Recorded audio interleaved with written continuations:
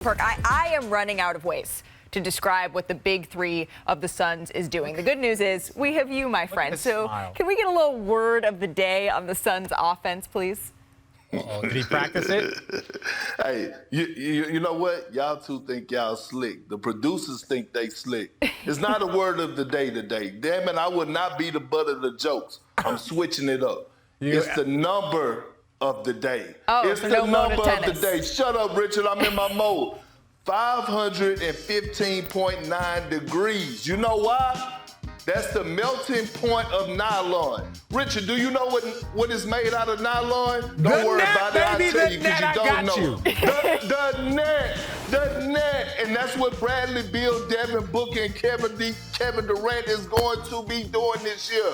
Burning the net down. Look, when I talked about the Phoenix Suns when they made this trade for Bradley Beal, I said what? Forget that they were top heavy. Forget that they needed to improve their bench. They have three of the most prolific, efficient scorers in the game. And it's going to be hard to stop this team or keep up with them on a night-to-night basis offensively, because not only can all those guys put the ball in the bucket, but they are underrated playmakers. So now that we have a number of the day, Kendrick Perkins, thank you very much. I'm impressed. Yes. Scorching nylon, all sorts of stuff going on here earlier. Look, one thing he's not doing, he's not making this segment monotonous. That's what he's not doing. No, it's not monotonous or monotennis. Monotennis. It's not monotennis. This thing Richard, to you, what is it that has kept the Suns from being monotonous?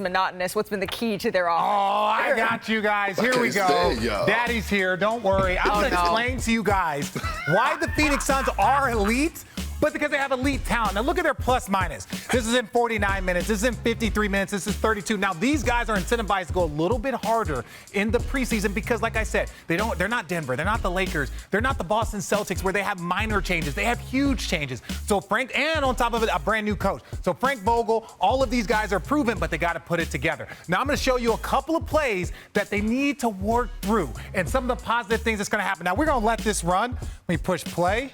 We're going to let this run. Now watch. Kevin Durant's now bringing up the ball. Look at the spacing. The big is going to, the big is going to be huge for them because now you got to make decisions. Who are you going to do? That's going to be Eric Gordon. That's going to be Devin Booker. That's going to be Bradley Beal. Look at the amount of space that they get. That is something that not a lot of teams have. Now, this is one of my favorite ones right here. Let me pause it.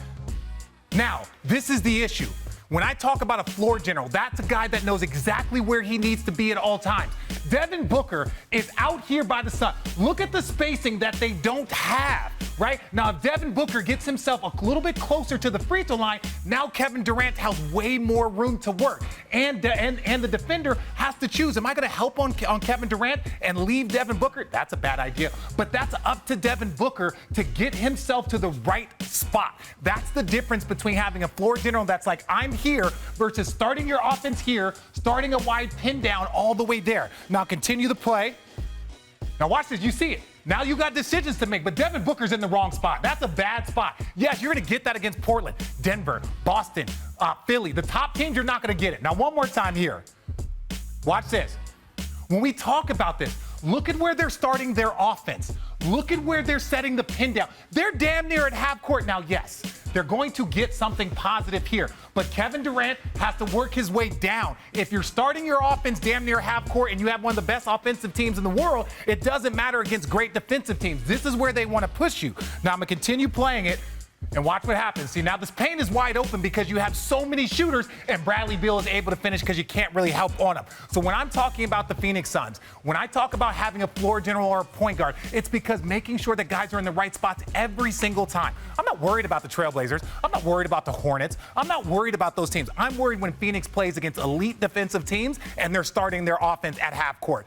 Even with great scorers, that's very difficult. I just want to give a little studio round of applause for Richard making his debut on the iPad breakdown. Shout out Jaron. Shout out our birthday boy, Jaron. Jaron Yang. It's his birthday. He helped me with this, and we've been fighting it, but that was a quality take. That was a quality take. Truly excellent work. Let's bring in someone else who does excellent work, Zach Lowe, into the mix, because the biggest question to you regarding Phoenix on the offensive side, we've laid it all out, sort of what could be, but the question mark to you is what, Zach?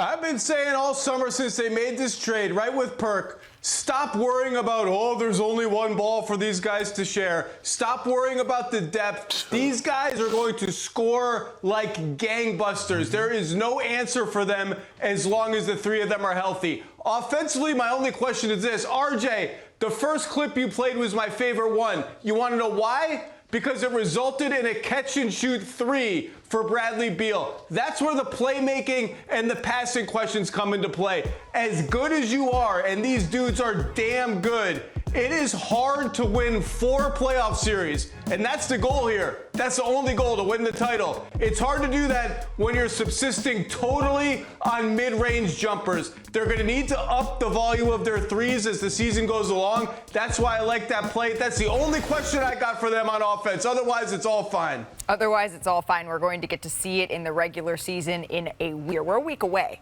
James Harden has yet to have Nick Nurse draw up a play for him in an actual game. So what happens now? That's what the Clippers are asking, is the only team that's really talking to Philly about James Harden. Imagine being the Clippers. You don't want to escalate your offer because you know you're the only team, and you're watching this situation in Philly wondering, what in the heck is going to happen? Is he going to play?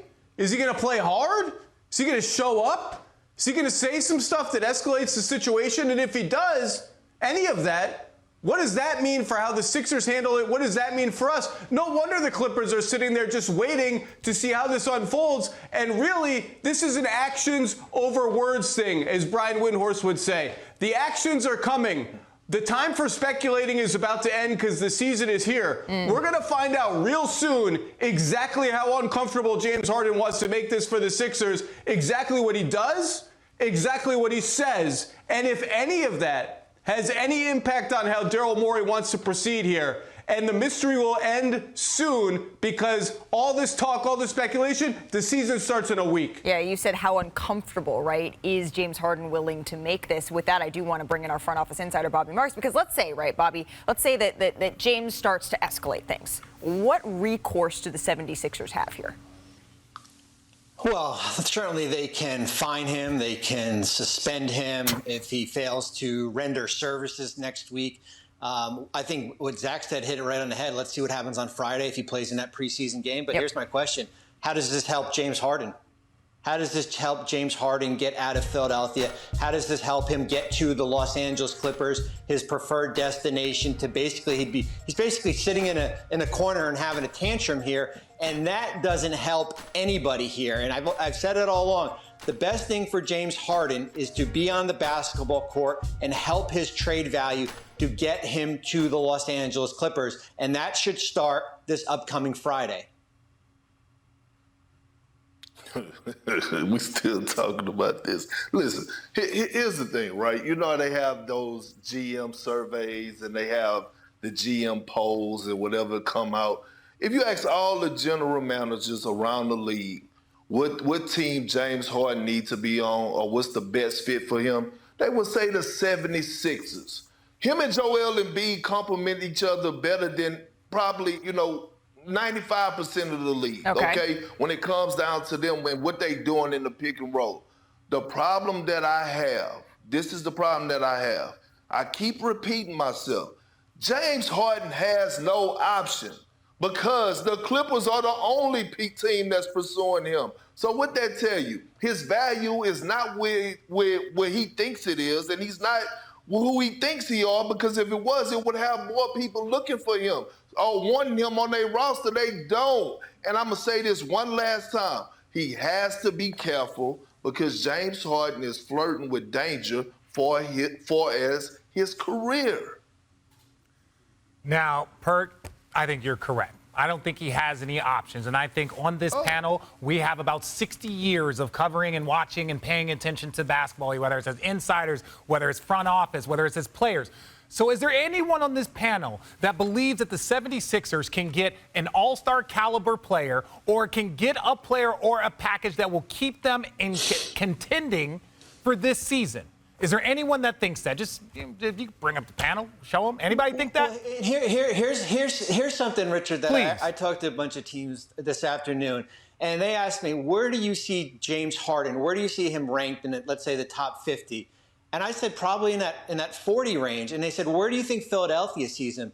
Probably in the top 25. And that answers it just in itself. If they see him as a top 25 player, they are not going to get a top 25 player back, and they are probably not going to even get the draft equity that would equate a top 25 player. And that's where it comes down, where Philadelphia looking at it, is it better for us to just keep on holding, waiting, but how much does Harden become a disruption? As everyone knows, we start playing real basketball next week. So my biggest issue, and again, Bobby, you're 100% correct. They are overvaluing an asset when the market is undervaluing the asset. But the only way to actually get something is based off of what the market value. And I think collectively we all know that it's not high given the history. This is the last thing I'm going to say. To say that it keeps them in the championship window, can somebody pull up the Vegas odds for the Philadelphia 76ers? Can someone pull it up? Because it has them as the 7th ranked team. And look at the gap between the Lakers and them. Look at the gap between them and the Warriors. They're in the same betting spot as the Mavericks and the Clippers. That means, in my opinion, that the 76ers are so far away from winning a championship, even if they were 100% healthy. There are 3 teams in each conference, in my opinion, that would beat them. And this is also a team that has never been out of the second round in the past 20-something years, since Allen Iverson was there. So to say we need to keep ourselves as a championship contender, in my opinion, even though you have one of the best players in the world and the reigning MVP, you were not a championship contender. So you need to start the rebuild, or you need to start the pivot. That's my humble opinion. When I say rebuild, I mean you need to scrap what some of this is and start going a different direction with your 2 available max contracts next summer. Go ahead, Zach.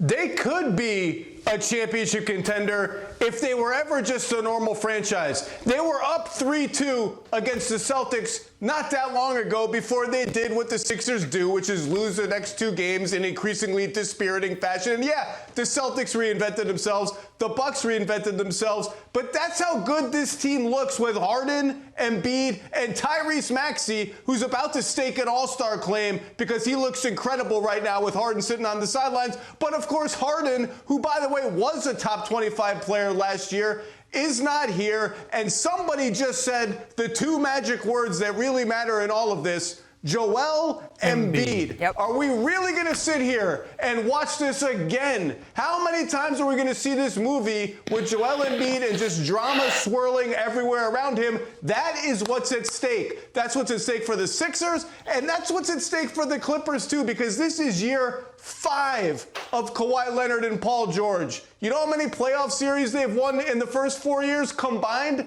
3. So you have 2 teams who are standing here with their futures at stake and no idea what to do because they don't know what James Harden is going to do tomorrow, the next day, next week. This is a fascinating and super duper weird standoff. Yeah, a super duper weird standoff. It feels like Friday is the next chapter that we're going to see unfold, and we will learn a lot more whether or not he is on the floor in the final preseason game for the 76ers. Bobby Marks, thank you so much for spending a little bit of time with us here on NBA Today.